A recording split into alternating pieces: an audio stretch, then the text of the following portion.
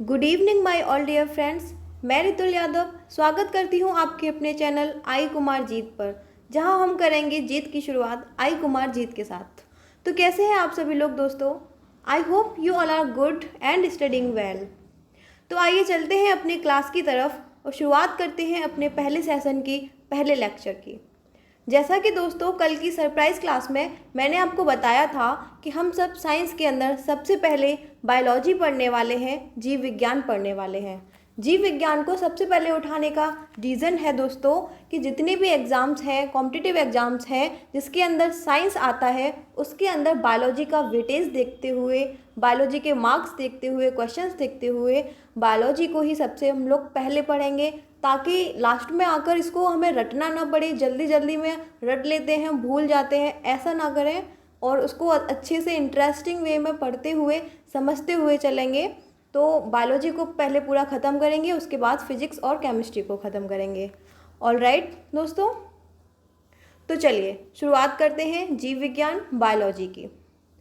जैसा कि दोस्तों किसी भी सब्जेक्ट को पढ़ने से पहले हमें उसका सिलेबस पता होना चाहिए, उसका पाठ्यक्रम पता होना चाहिए कि इसके अंदर हम पढ़ेंगे क्या, क्या क्या चैप्टर्स हैं। बिना सिलेबस के ऐसे ही तैयारी नहीं की जा सकती। कोई भी पॉइंट्स उठाकर, कोई भी चैप्टर उठाकर पढ़ना बहुत डिफ़िकल्ट हो जाता है और कॉन्सेप्ट क्लियर नहीं होते हैं। तो आज के लेक्चर में हम लोग जानेंगे बायोलॉजी का सिलेबस क्या है और बायोलॉजी का इंट्रोडक्शन क्या है, यानी कि बायोलॉजी क्या होती है।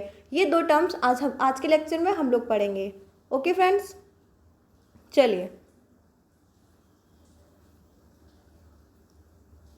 बायोलॉजी सिलेबस फॉर और एग्जाम्स। जैसा कि दोस्तों बताया था मैंने आपको कि साइंस एक्सप्रेस में हम लोग क्लास 6 से लेकर क्लास 12 तक की एनसीईआरटी की बुक्स का सिलेबस कंप्लीट करेंगे, कवर करेंगे। जितना भी सिलेबस उसका बनता है 6 से लेकर 12 तक का, वो मैं लेके आई हूँ आपके लिए। तो जो भी एग्ज़ाम हो, कोई भी स्टेट लेवल का हो या सेंटर का एग्ज़ाम हो, सारा ही कुछ ये सिलेबस उसमें आ जाता है। कुछ भी आपको एक्स्ट्रा नहीं पढ़ना पड़ेगा। आई होप कि इसमें पूरा कवर हो गया होगा। आपको अगर इसके अलावा भी जो कुछ पढ़ना होगा तो आप वो कमेंट करना। वैसे मैंने कोशिश की है कि कोई भी पॉइंट छूटे ना, कोई भी चैप्टर इसमें छूटेगा नहीं। तो चलिए शुरुआत करते हैं सिलेबस से और मैं आपको थोड़ा थोड़ा बताती चलूँ कि किस चैप्टर में हम लोग क्या पढ़ने वाले हैं। पहला चैप्टर स्टार्ट होता है दोस्तों जीवन की उत्पत्ति, यानी कि बायोलॉजी में सबसे पहले हम जानेंगे कि लाइफ आई कैसे, कैसे वातावरण में क्या क्या था पहले और कैसे हम लोग की उत्पत्ति हुई।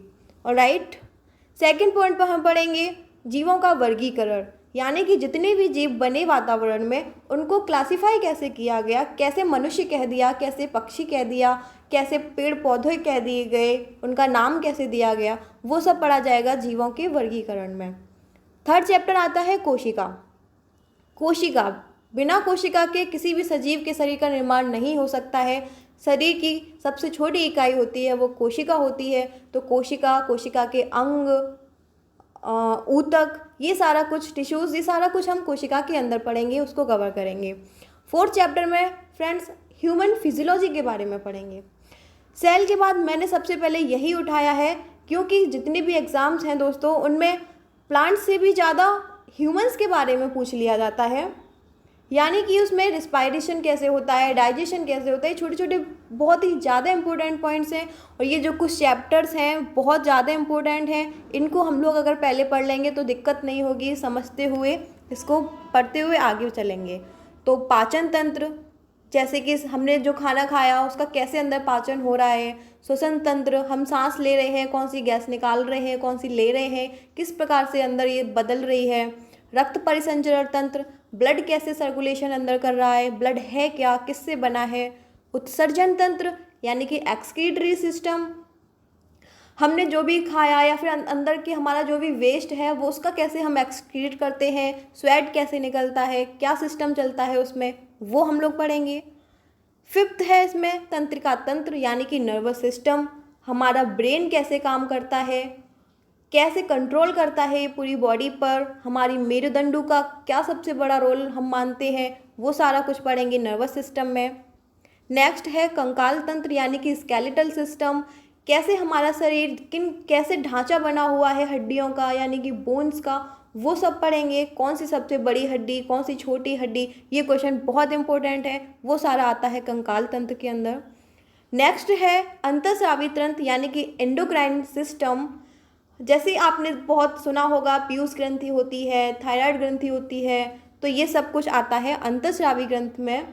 कैसे ये अंदर शरीर में क्रियाएं चलती हैं, वो अंतःस्रावी तंत्र में आता है। नेक्स्ट सिस्टम है प्रजनन तंत्र।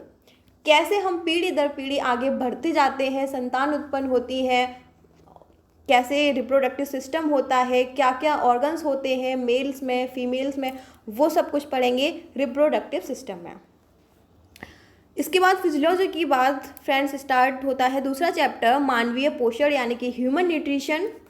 हम पोषण में क्या क्या अंदर क्रियाएं होती हैं, क्या पोषण में खाते हैं, कार्बोहाइड्रेट्स क्या होते हैं, विटामिन्स क्या होते हैं, मिनरल्स क्या होते हैं, वो सारा कुछ न्यूट्रिशन के अंदर आएगा। ये मिनरल्स, वाटर, कार्बोहाइड्रेट बहुत इंपॉर्टेंट है, सारा कुछ पढ़ेंगे। नेक्स्ट है सूक्ष्म जीव विज्ञान यानी कि माइक्रोबायोलॉजी।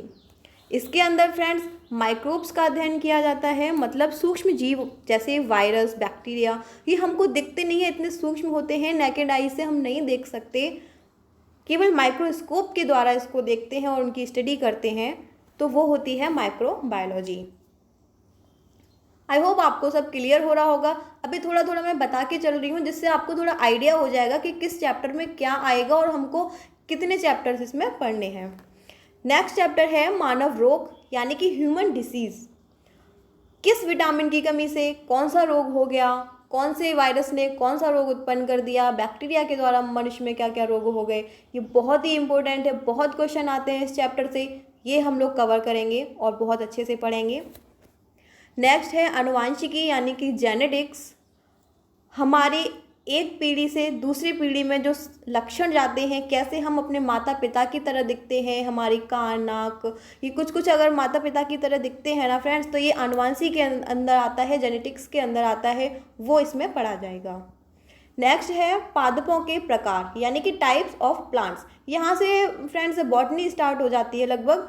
तो पहले सबसे पहले पढ़ते हैं प्लांट्स के टाइप्स जो होते हैं, आवृत बीजी, अनावृत बीजी। किन पौधों में बीज होते हैं, जिनमें नहीं होते हैं वो एंजियोस्पर्म्स होते हैं, जिनमें होते हैं वो जिम्नोस्पर्म्स होते हैं। ये क्वेश्चंस बहुत इंपॉर्टेंट हैं, तो वो सब आएगा टाइप्स ऑफ प्लांट्स के अंदर। नेक्स्ट चैप्टर है परागण यानी कि पॉलिनेशन, कैसे होता है पौधों में पॉलिनेशन, वो पढ़ा जाएगा।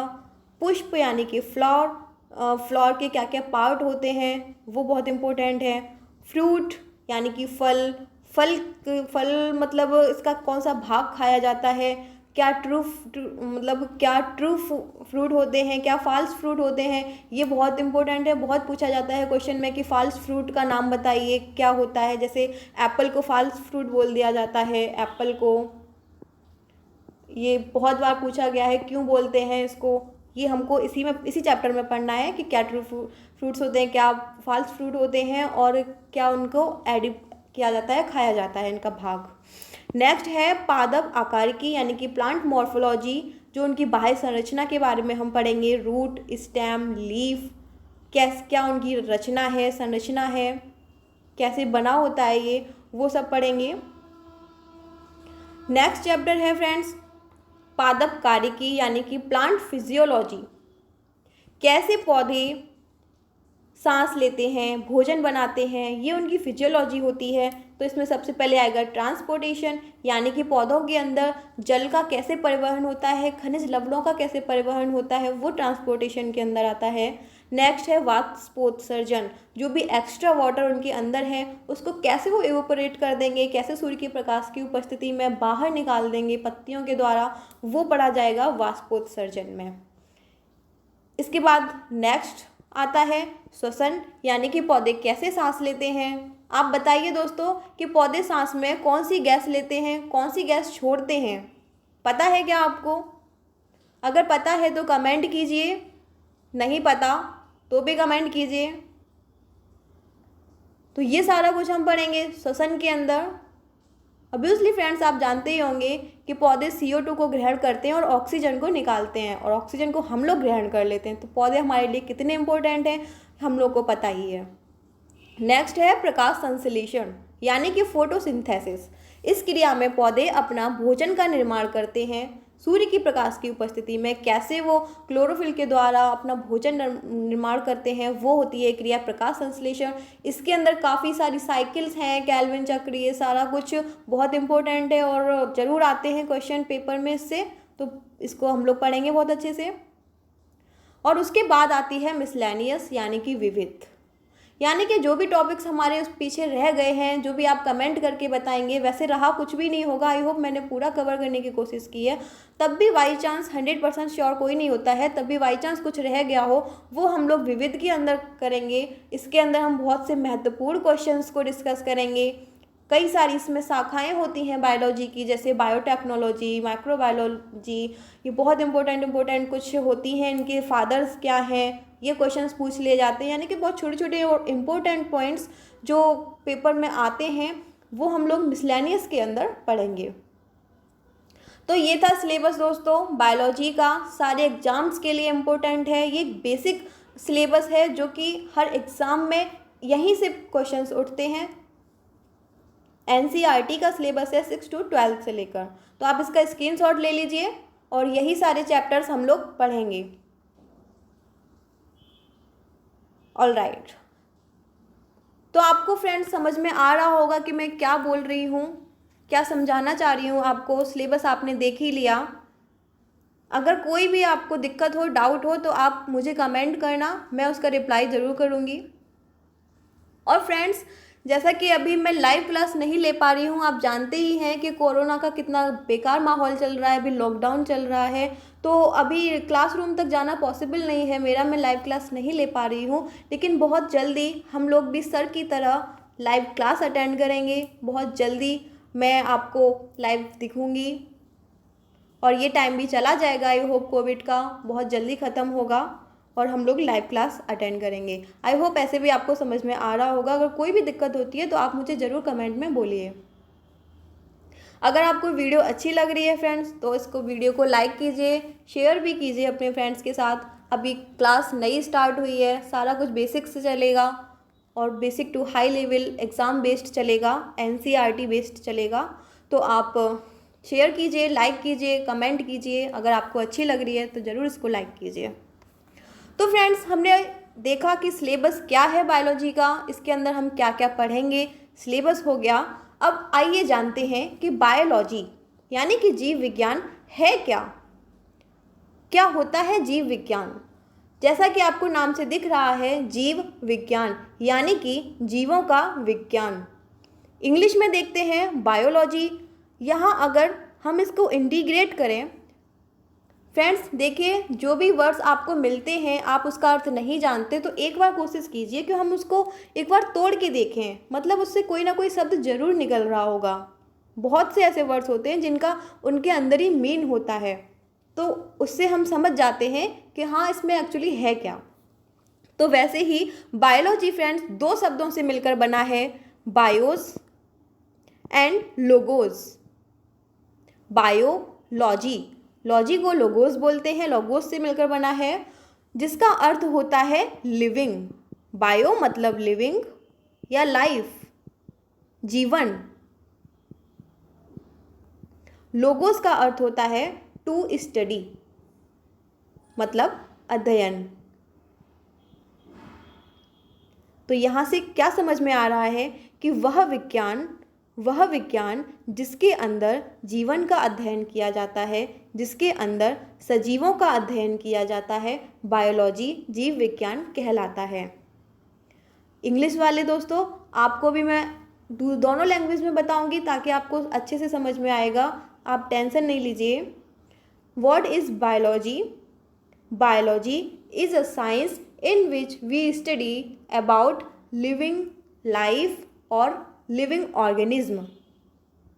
Study of living organism, अर्थात सजीवों का अध्ययन। सजीवों का अध्ययन जीव विज्ञान कहलाता है। Study of living organism is called biology. तो यहाँ से आपको बायोलॉजी की डेफिनेशन मिली दोस्तों। अब हम जानते हैं कि समझते हैं कि बायोलॉजी किस शब्द का बना हुआ है, यानी कि बायोलॉजी किस भाषा का शब्द है, कहाँ से आया बायोलॉजी। तो दोस्तों बायोलॉजी एक प्राचीन भाषा ग्रीक का शब्द है।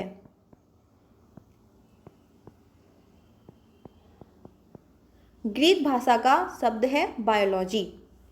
ओके, आइए चलते हैं नेक्स्ट पॉइंट की तरफ। Father, who is the father of biology? जीव विज्ञान के जनक कौन है, पिता कौन है? मोस्ट इंपॉर्टेंट क्वेश्चन है ये, 1 नंबर रखता है अपने आप में। बताइए आप लोग, कौन है जनक जीव विज्ञान के? किसको पता है, कमेंट कीजिए। तो दोस्तों अरस्तु नामक वैज्ञानिक, अरस्तु जिनको इंग्लिश में अरिस्टोटल बोलते हैं, उनको कहा जाता है जीव विज्ञान का जनक। सॉरी, ये गलत लिख रहा है अभी। अरस्तु को बोला जाता है जीव विज्ञान का जनक। अरस्तु को हम इंग्लिश में एरिस्टोटल बोलते हैं, एरिस्टोटल। तो फादर बायोलॉजी के कौन हुए? अरस्तु। क्यों कहा जाता है इनको फादर ऑफ बायोलॉजी? तो दोस्तों आइए बताती हूँ। बायोलॉजी के आने से पहले पूरे वातावरण में एक नेचुरल साइंस थी, यानी कि प्राकृतिक विज्ञान था। वातावरण में जो भी घटनाएं होती थी उनको हम प्राकृतिक साइंस के रूप में रख लेते थे, यानी कि जैसे कोई भी ग्रेविटेशन फोर्स हुआ, सजीवों का मतलब चलना फिरना, जो भी मतलब घटनाएं होती हैं, रिप्रोडक्शन होता है, कई सारे केमिकल बॉन्ड से गैसेस बनती हैं, मैटर्स बनते हैं, ये सब कुछ मतलब फिजिक्स केमिस्ट्री बायोलॉजी अलग नहीं थे, सब सेम था, एक ही में था, और उसको कहा जाता था प्राकृतिक विज्ञान। तो अरस्तु ने क्या किया दोस्तों? अरस्तु ने कुछ बहुत सारे लक्षण देखे, कई सारे इन्होंने क्राइटेरिया देखे, उनके बेस पर इन्होंने एक विज्ञान को अलग किया, सजीवों को निर्जीव से अलग किया, और उस विज्ञान का नाम दिया गया बायोलॉजी। ये नाम किसने दिया दोस्तों? बायोलॉजी की खोज हो जाने के बाद नाम किसने दिया? ये नाम दिया लेमार्क एंड ट्रेविरेनस। लेमार्क और ट्रेविरेनस नामक वैज्ञानिक ने बायोलॉजी शब्द को सबसे पहले दिया, इसका नामकरण किया ट्रेविरेनस। इसको लर्न करना है दोस्तों, ये बहुत ही मोस्ट इंपॉर्टेंट क्वेश्चन है। तो देखो यहाँ से क्या क्वेश्चन निकले कि what is biology? Study of living organism is called biology. सजीवों का अध्ययन जीव विज्ञान कहलाता है। बायोलॉजी ग्रीक भाषा का शब्द है। बायोलॉजी के जनक कौन है? अरस्तु है। और बायोलॉजी नाम किसने दिया? लेमार्क एवं ट्रेविरेनस ने दिया। तो ये 3 पॉइंट्स आप याद कीजिए, बहुत इंपॉर्टेंट है, 3 मार्क्स बनाते हैं। आइए जानते हैं इसके बाद नेक्स्ट पॉइंट, जो कि है बायोलॉजी की ब्रांचेस क्या हैं, मतलब जीव विज्ञान की शाखाएं क्या हैं। ब्रांचेस ऑफ बायोलॉजी, जीव विज्ञान की शाखाएं। राइटिंग अभी बहुत गंदा निकल रहा है दोस्तों, आई होप, लेकिन आप मेरी वॉइस से सब कुछ क्लियर कर पा रहे होंगे, समझ पा रहे होंगे। कोई भी डाउट हो तो प्लीज़ पूछ लेना, ध्यान से पढ़ना इसको। अगर आप ध्यान से पढ़ रहे होंगे तो आपको सब समझ में आ रहा होगा, आपको राइटिंग देखने की जरूरत भी नहीं पड़ेगी। तो आइए देखते हैं ब्रांचेस ऑफ बायोलॉजी, जीव विज्ञान की शाखाएं। जीव विज्ञान की बेसिकली फ्रेंड्स 2 ब्रांचेस होती हैं, एक होती है zoology and second one is botany. Zoology and botany जो हम शुरुआत से पढ़ते आ रहे हैं सभी जानते होंगे, जूलॉजी एंड बॉटनी, जिसको कहते हैं जंतु विज्ञान और वनस्पति विज्ञान। जैसा कि जू एंड लॉजी, जू का मतलब है जंतु और लॉजी का मतलब मैं बता चुकी हूँ अध्ययन। ऐसा विज्ञान जिसमें जंतुओं का अध्ययन किया जाता है, ऐसा विज्ञान जिसमें जंतुओं का अध्ययन किया जाता है वह कहलाती है जंतु विज्ञान। और ऐसा विज्ञान जिसमें वनस्पतियों का अध्ययन किया जाता है, वनस्पतियों का अध्ययन किया जाता है उसको कहते हैं हम वनस्पति विज्ञान। ये जीव जंतु जिस पर भी अपने भोजन के लिए निर्भर होते हैं वो वनस्पतियाँ होती हैं, पेड़ पौधे होते हैं, उसको इसके अध्ययन को कहते हैं बॉटनी यानी कि वनस्पति विज्ञान। पादपों का अध्ययन, पेड़ पौधों का अध्ययन वनस्पति विज्ञान कहलाता है। Study of plants is called by botany. Study of plants is called botany. Study of animals is called zoology. दोनों लैंग्वेज में बोल रही हूँ, आप जो भी लैंग्वेज आपको समझ में आए, पसंद आए, आप उसमें अपने नोट्स बनाइए। जितना जितना मैं लिखाती जा रही हूँ उसको आप लिखिए, अपने नोट्स में लिखिए, और जितना मैं थ्योरी में आपको ऐसे समझा रही हूँ वो आप ध्यान से सुनिए, इससे आपको माइंड सेट होगा अच्छे से, और जितना लिखा रही हूँ उससे आपके नोट्स तैयार होंगे। अपने नोट्स ज़रूर बनाते जाइए फ्रेंड्स, तभी आप अच्छे से आगे चल के पढ़ पाएंगे। और मैं लर्न आपको क्लास में ही करा दिया करूँगी, आपको ज़रूरत नहीं पड़ेगी दोबारा उसको रटने की, वहीं की वहीं आप उसको समझते हुए चलेंगे, पूरा माइंड सेट हो जाएगा आपका। इसके बाद नेक्स्ट इम्पोर्टेंट क्वेश्चन आता है यहाँ भी कि फादर क्या है इन दोनों के। Who is the father of zoology and who is the father of botany. बताइए फ्रेंड्स, जूलॉजी के फादर कौन है? तो जो थे फादर बायोलॉजी के वही हैं फादर जूलॉजी के। Aristotle is father of zoology. अरस्तु को जंतु विज्ञान का जनक कहा जाता है। उसी तरह से वनस्पति विज्ञान के जनक कौन है? वो है फ्रेंड्स थियोफ्रेस्टस। बहुत इंपॉर्टेंट क्वेश्चन मैं बता रही हूँ आपको, ये जितना मैं बोल रही हूँ इम्पोर्टेंट वो आपको ज़रूर लिखना है और ज़रूर याद करना है, बाकी आप थ्योरी को सुनते जाइए। थियोफ्रेस्टस वनस्पति विज्ञान के जनक। नेक्स्ट इम्पोर्टेंट क्वेश्चन है फ्रेंड्स, अरस्तु ने एक बुक लिखी थी जिसका नाम था हिस्टोरिया एनिमेलिया। हिस्टोरिया एनिमेलिया, जिसको हिंदी में भी यही कहा जाता है, Historia animalia, TO। Historia animalia नामक किताब को अरस्तु ने लिखा था, ये पूछ लिया जाता है। इसी तरह से थियोफ्रेस्टस ने भी एक बुक लिखी थी, बहुत इम्पोर्टेंट है, जिसका नाम है Historia plantarum.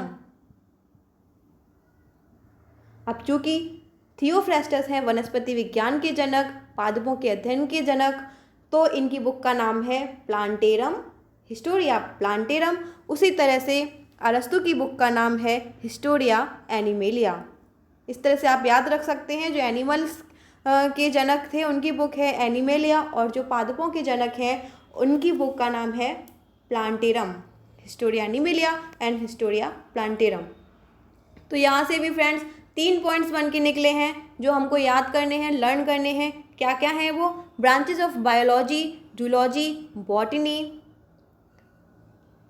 Study of animals is zoology, study of plants is called botany. Who is the father of zoology? Aristo. Who is the father of botany? Theophrastus. What is the book of Aristo? Historia Animalia. What is the name of book of Theophrastus? Is Historia Plantarum. तो दोस्तों, जैसा कि हमने आज तक पढ़ा है अभी तक कि बायोलॉजी की 2 ब्रांचेस मानते हैं, जूलॉजी एंड बॉटनी, लेकिन आज के टाइम में हम एक तीसरी ब्रांच को भी जोड़ लिया गया है जो कि बहुत ज़रूरी है, जो कि बहुत ज़्यादा ज़रूरी हो गई है आज के टाइम में। ऐसा क्यों बोल रही हूँ मैं? क्योंकि कई सारे जीव ऐसे हैं जो कि ना हम जूलॉजी में रख सकते हैं ना बॉटनी में रख सकते हैं, यानी कि उनकी एक अलग ही दुनिया है। मतलब वो हमको दिखते नहीं हैं पर वो होते हैं, मतलब उनको नेकेड आई से नहीं देख सकते, नॉर्मली नहीं दिखते वो, लेकिन वो हमारे वातावरण में पैदा हैं। उनको माइक्रोब्स कहा जाता है और उनकी स्टडी को माइक्रोलॉजी कहा जाता है, यानी कि सूक्ष्म जीव विज्ञान। सूक्ष्म जीव विज्ञान। जैसा कि आप सबने कोरोना का नाम बहुत अच्छे से सुन लिया होगा। कोरोना क्या है दोस्तों?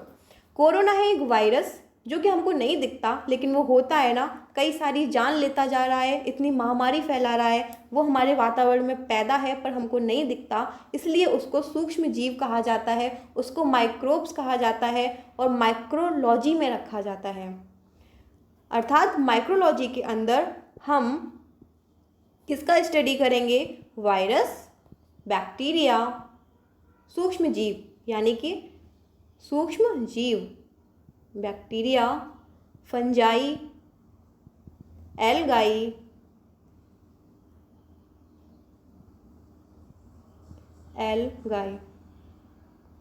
इन सब का हम स्टडी करेंगे माइक्रोलॉजी में, या माइक्रोबायोलॉजी बोलते हैं। माइक्रोबायोलॉजी कर लीजिए यहाँ पर, सूक्ष्म जीव विज्ञान, माइक्रोबायोलॉजी। तो यहाँ हमने देखा कि बायोलॉजी क्या है, बायोलॉजी के फादर कौन हैं, बायोलॉजी का नाम किसने दिया। उसके बाद हमने जाना branches of biology. And next हम पढ़ेंगे दोस्तों, बायोलॉजी के अंदर आता है सजीव, यानी कि जीवन। तो उस जीवन के कुछ लक्षण होंगे दोस्तों, क्या उनके लक्षण होते हैं, कैसे हमने उनको निर्जीवों से अलग कर दिया, वो जानना बहुत ज़रूरी है। ये कुछ बेसिक टर्म्स हैं जो आज के लेक्चर में मैं आपको बता रही हूँ, जो कि जानना बहुत ज़रूरी है, तब हम जाकर अपने चैप्टर्स की शुरुआत कर सकेंगे। अगर हम बेसिक नहीं जानेंगे तो शुरुआत डायरेक्ट नहीं कर सकते हैं। कैरेक्टरिस्टिक्स ऑफ, लिख लीजिए, हेडिंग डाल लीजिए friends, characteristics of living organism.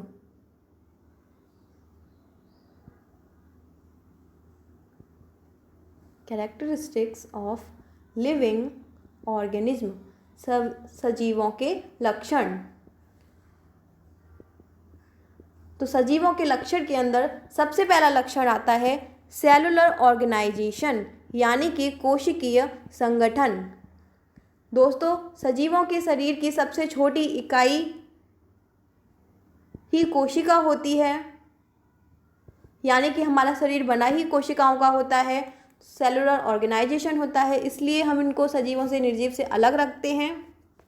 Second point है, इनमें श्वसन होता है, हम लोग सांस लेते हैं, सजीव सारे रेस्पायरेशन करते हैं, इसलिए इनको सजीव कहा जाता है, निर्जीवों से अलग रखा जाता है, निर्जीव रेस्पायरेशन नहीं करते हैं। थर्ड पॉइंट है पाचन, मतलब हमें डाइजेशन होता है, हमें पोषण होता है, हम खाना खाते हैं, बिना भोजन के हम नहीं रह सकते, अपना जीवन नहीं चला सकते। न्यूट्रिशन, हम वृद्धि करते हैं, हमारे अंदर ग्रोथ होती है, सारे सजीवों के अंदर ये लक्षण पाए जाते हैं। नेक्स्ट पॉइंट है दोस्तों उत्सर्जन, यानी कि एक्सक्रीशन, जितना भी वेस्ट है वो सारा कुछ हम विभिन्न क्रियाओं से निकालते हैं, उसको एक्सक्रीशन कहते हैं। तो इस प्रकार देखा हमने, ये कुछ सजीवों के लक्षण हैं, बेसिक था ये। तो दोस्तों आज के लेक्चर में हम बस इतना ही रखते हैं, बाकी आगे का जो चैप्टर वाइज चलेगा कोर्स वो हम नेक्स्ट क्लास से शुरू करेंगे, नेक्स्ट क्लास से समझेंगे क्या होता है, कैसे जीवन की उत्पत्ति होती है, वो सारा कुछ। तो आई होप आपको सबको समझ में आया होगा, जो भी मैंने बताना चाहा, जो भी मैंने आपको समझाया। अगर समझ में नहीं आता है तो आप कमेंट करना और मुझे बताना। तो चलिए थोड़ी सी एक्सप्रेस चला करके पूरे लेक्चर का हम लोग एक बार रिवीजन कर लेते हैं, देखते हैं कि क्या पढ़ा आज के दिन, पूरा निचोड़ निकालते हैं उसका। तो और अब आज के लेक्चर को अपना बनाते हैं। सारे इंपॉर्टेंट पॉइंट्स जो मैं अभी बोलूँगी आज के लेक्चर के वही इंपॉर्टेंट पॉइंट्स होंगे, आप लर्न करना और उसी को याद रखना, अपने नोट्स में लिखना। ओके, तो चलिए सबसे पहले हमने जाना कि जीव विज्ञान क्या है। What is biology? Study of living organism is called biology. सजीवों का अध्ययन जीव विज्ञान कहलाता है। जीव विज्ञान ग्रीक भाषा का शब्द है। जीव विज्ञान के जनक अरस्तु हैं। Aristotle is the father of biology. Biology का नॉमेनक्लेचर किसने किया, नाम किसने दिया? तो वो दिया गया लेमार्क एवं ट्रेविरानस के द्वारा। नेक्स्ट हमने देखा ब्रांचेज ऑफ बायोलॉजी, जीव विज्ञान की शाखाएं क्या हैं। जूलॉजी यानी कि जंतुओं का अध्ययन, बॉटनी वनस्पतियों का अध्ययन, एंड माइक्रोबायोलॉजी सूक्ष्म जीवों का अध्ययन। Who is the father of zoology? Aristotle is the father of zoology and also of biology. What is the book of Aristotle? Historia animalia. Historia animalia अरस्तु की किताब का नाम था, जिसमें इन्होंने जंतुओं के बारे में स्टडी की और जंतुओं के बारे में लिखा। नेक्स्ट है who is the father of botany? Theophrastus is called father of botany. What is the book of Theophrastus? Historia plantarum is book of Theophrastus, जिसमें इन्होंने पौधों के बारे में अध्ययन किया और लिखा। नेक्स्ट है माइक्रोबायोलॉजी में किसकी स्टडी की जाती है? ऐसे सूक्ष्म जीव जिनको हम नहीं देख सकते पर वो हमारे वातावरण में होते हैं, like virus, bacteria, fungi, algae, ये सारे माइक्रोब्स, इनकी स्टडी को हम कहते हैं माइक्रोबायोलॉजी। नेक्स्ट हमने पढ़ा सजीवों के लक्षण यानी कि characteristics of living organism. Number 1 cellular organization, respiration, digestion, nutrition, growth, excretion. ये कुछ क्रियाएं हैं जो केवल सजीवों में पाई जाती हैं, इस कारण हम सजीवों को निर्जीव से अलग रखते हैं। तो चलिए ख़त्म करते हैं आज के सेशन को दोस्तों। आई होप आपको पसंद आया होगा। अगर पसंद आया है तो प्लीज़ इसको लाइक कीजिए दोस्तों। कोई भी दिक्कत आए आपको, कोई भी आपको डाउट हो, जो भी आप पूछना चाह रहे हैं तो उसको कमेंट कीजिए। और अगर आपको सेशन अपने दोस्तों तक पहुंचाना है, आपको इतना अगर पसंद आया है तो प्लीज़ इस वीडियो को शेयर कीजिए और हमारे चैनल को सब्सक्राइब कीजिए और बने रहिए हमारे चैनल पर, सदस्य बनिए और पढ़ते रहिए साइंस एक्सप्रेस। तो ठीक है फ्रेंड्स, अब मिलते हैं अपने नेक्स्ट लेक्चर में और करेंगे शुरुआत जीव विज्ञान की। तब तक के लिए ख्याल रखिए अपना और खुश रहिए, पढ़ते रहिए। Good bye.